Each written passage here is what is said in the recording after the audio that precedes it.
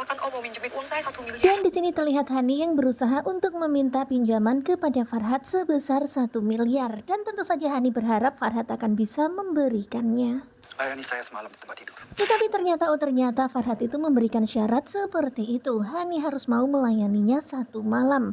Ya tentu saja Hani shock banget ya mendengar apa yang diminta oleh Farhad. Dan kelihatan banget ya Hani tuh langsung gerem banget. Dia tuh begitu sangat marah pada Farhad. Kelakuannya benar-benar bejat. Dasar otak mesum.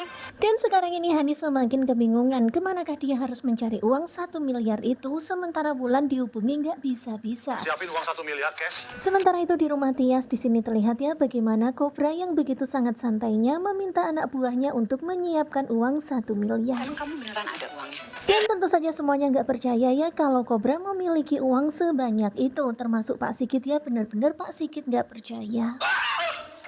Dan ternyata uang 1 miliar bagi Kobra itu hanyalah sedikit. Bagi Kobra uang segitu hanyalah uang transport. Tentu saja mendengar itu semuanya semakin tercengang. Banyak 30 menit lagi anak buah Om akan datang. Dan memang gercep banget ya di sini Kobra sudah menyuruh anak buahnya untuk mempersiapkan uang itu. Dan Kobra juga sudah mempersiapkan anak buahnya untuk memantau ketika penculiknya nanti mengambil uang itu.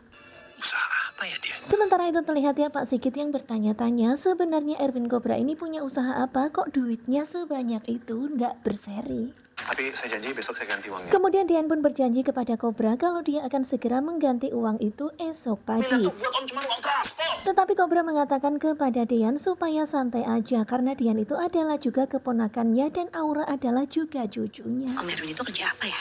Dan tentu saja sekarang ini Tias pun juga semakin bertanya-tanya Erwin Kobra ini kerja apa dan duitnya kok bisa banyak banget. Kita sholat dulu ya. Kemudian terdengar suara azan dan Bu Yuni pun meminta kepada semuanya untuk yuk kita sholat bareng-bareng. Nah tentunya kalian pasti makin penasaran kan dengan kelanjutan naik ranjang dan ini adalah cuplikan tadi malam episode 208. Bagaimanakah kelanjutannya? Sepertinya bakalan semakin seru. Dan sekarang ini Hani itu masih kebingungan ya. Hani membatalkan anak buahnya yang Andi tadi malam itu. Kemudian Hani pun menemui Nancy temannya yang sebelumnya pernah tidur bareng dengan Farhad. Dan sekarang ini Hani mau pinjam uang 1 miliar sama Nancy, tetapi sayangnya Nancy nggak berani meminjamkan uang sebanyak itu. Ya tentu saja Hani pun semakin kebingungan. Kemudian Bisarni menelpon dan mengabarkan kalau dia sudah menghubungi Dian. Dan tentu saja pada awalnya Hani itu marah, tetapi akhirnya dia lega karena Hani yakin kalau Dian memiliki uang itu dan Hani bilang mau datang ke rumahnya membawa uang itu. Ya pastinya sekarang ini Hani sedikit lega dan dia akan memanfaatkan itu untuk meyakinkan Dian kembali kepadanya. Di sini Hani mengira kalau Dian itu akan datang sendirian ke rumahnya. Dan di sini juga Hani merasa lega karena Bisarni yang minta-minta bukan Hani yang minta-minta.